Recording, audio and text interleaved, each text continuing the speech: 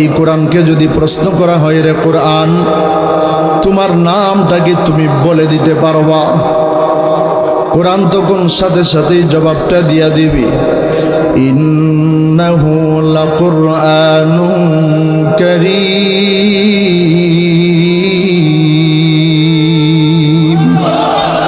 বাল হুয়া কুরআনুন মাজিদ।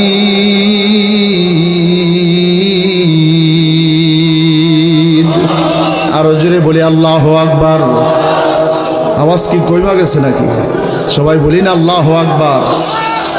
এই যে মসজিদের এইদিকে পূর্ব পশ্চিমে দুইটা বড় বড় মাদ্রাসা আছে, এই মাদ্রাসার মধ্যে কোরআনের পাখিগুলা কোরআন শিখতেছে, হাদিস শিখতেছে, কোরআন পড়তেছে। এই কোরআন, যেই কোরআনটা একটা জীবন্ত গ্রন্থ, জীবন্ত কোরআন, যেই কোরআনকে আপনি প্রশ্ন করেন নামটা কি, কোরআন জবাবটা দিয়া দিল, ইন্নাহু লাকুরআনুন কারীম বাল হুয়া কুরআনুন মাজিদ। আমি হলাম কুরআনুল কারীম, আমার নাম হলো কুরআনুল কারীম, কুরআনুল মাজিদ।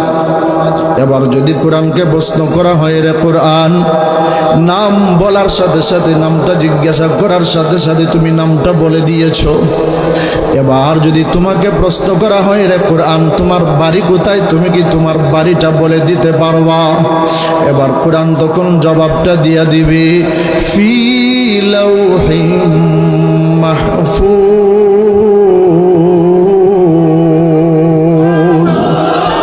কোরআন তখন ডাক দিয়া বলবি, এরে পৃথিবীর মানুষেরা, আমার বাড়ি হলো লৌহে মাহফুজের মধ্যে। সুবহানাল্লাহ। এবার যদি কোরআনকে প্রশ্ন করা হয়, রে কোরআন নাম জিজ্ঞাসা করার সাথে সাথেই নামটা বলে দিয়েছ, বাড়ি কোথায় জিজ্ঞাসা করার সাথে সাথেই বাড়িটা বলে দিয়েছ। এবার যদি তোমাকে প্রশ্ন করা হয়, রে কোরআন তোমাকে কে দুনিয়ার জমিনে পাঠায় দিয়েছি, এই কথাটা কি তুমি বলে দিতে পারবা? কোরআন তখন ডাক দেয়া বলবি, তানজিলুম মির রাব্বিল আলামিন।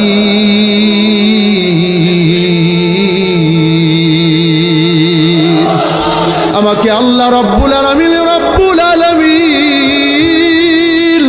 সারা পৃথিবীর পালনেওয়ালা, সারা জগতের পালনেওয়ালা রব্বুল আলামিন আমাকে দুনিয়ার জমিনে পাঠায় দিয়েছেন।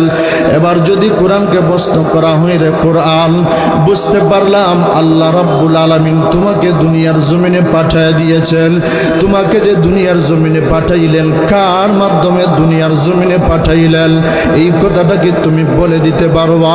কোরআন তখন ডাক দেয়া বলে, নাজালা বিহির রূহুল আমিন।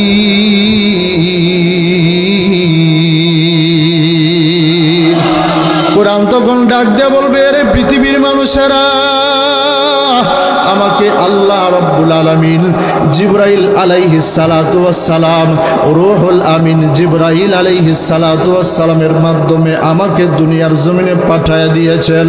এবার যদি কোরআনকে প্রশ্ন করা হয়, এর কোরআন বুঝতে পারলাম। এবার যদি তোমাকে প্রশ্ন করা হয়, দুনিয়ার জমিনে যে তুমি আগমন করলা, তুমি কোরআন দুনিয়ার জমিনে কোন মাসে আগমন করলা? তুমি কি জানুয়ারি মাসে আগমন করেছ, নাকি তুমি কোরআন ফেব্রুয়ারি মাসে আগমন করেছ?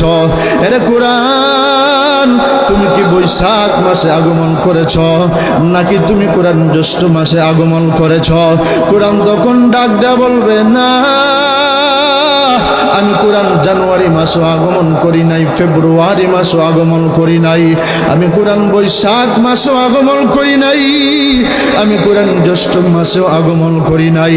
আমি কোরআন কোন মাসে আগমন করলাম? শাহরু রমাদানাল্লাযী উনজিলা ফীহিল কুরআন।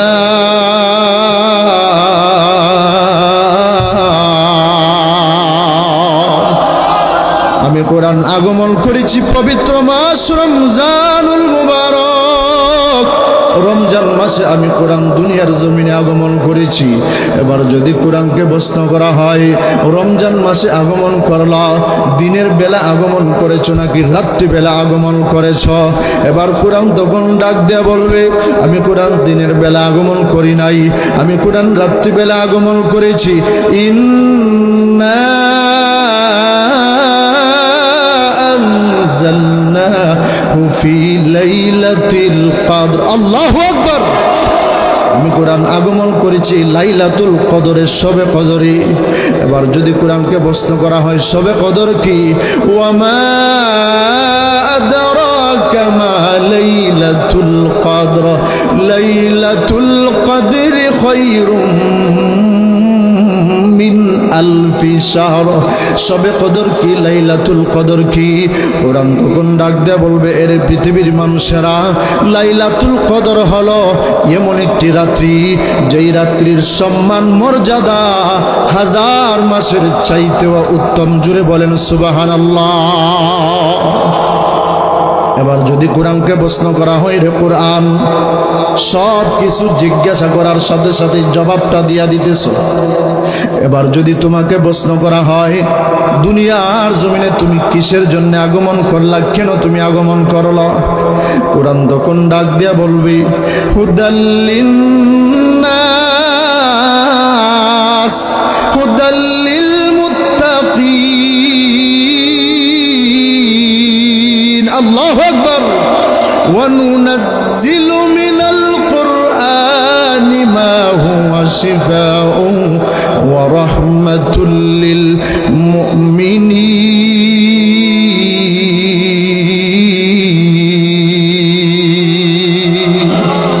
কোরআন ডাক দেয়া বলে, এরে পৃথিবীর মানুষেরা, আমি দুনিয়ার জমিনে আগমন করলাম মানুষের হেদায়েতের জন্য, মুত্তাকিনদের হেদায়েতের জন্য। আমি কোরআন আগমন করেছি মুমিনদের রহমত হিসেবে। এবার যদি কোরআনকে প্রশ্ন করা হয়, রে কোরআন, দুনিয়ার জমিনে আমরা দেখেছি, লক্ষ্য করেছি, দুনিয়ার জমিনে ভালো কাজ করলে ভালো কাজের বিরোধিতা করা হয়, আছে না নাই? জোরে বলেন। তাফসীর মাহফিলের আয়োজন করলে, ওয়াজ মাহফিলের আয়োজন করলে ওয়াজ মাহফিলের বিরোধিতা করা হয়, আছে না নাই? জোরে বলেন। মাদ্রাসার বিরোধিতা করে, আছে না নাই? জোরে বলেন। জিকিরের বিরোধিতা করা হয়, আছে না নাই? জোরে বলেন। তাবলীগের বিরোধিতা করা হয়, আছে না নাই? জোরে বলেন।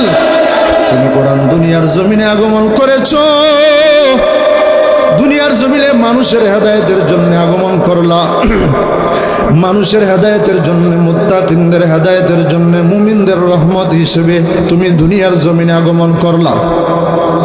এই যে ভালো কাজ করার জন্য তুমি আগমন করলা, ভালো কাজ করবা, তোমার কিন্তু বিরোধিতা করা হবে। কোরআনের বিরোধিতা করা হয় এমন লোক আছে না নাই? জুড়ে বলেন। তোমার বিরোধিতা করা হবে, তাহলে তোমার হেফাজতের জিম্মাদারি কার হাতে? কোরআন তখন জবাবটা দিয়া দিবে, ইন্না নাহনু নাযালনা যিকরা ওয়া ইন্না লাহু লাহাফিজুন।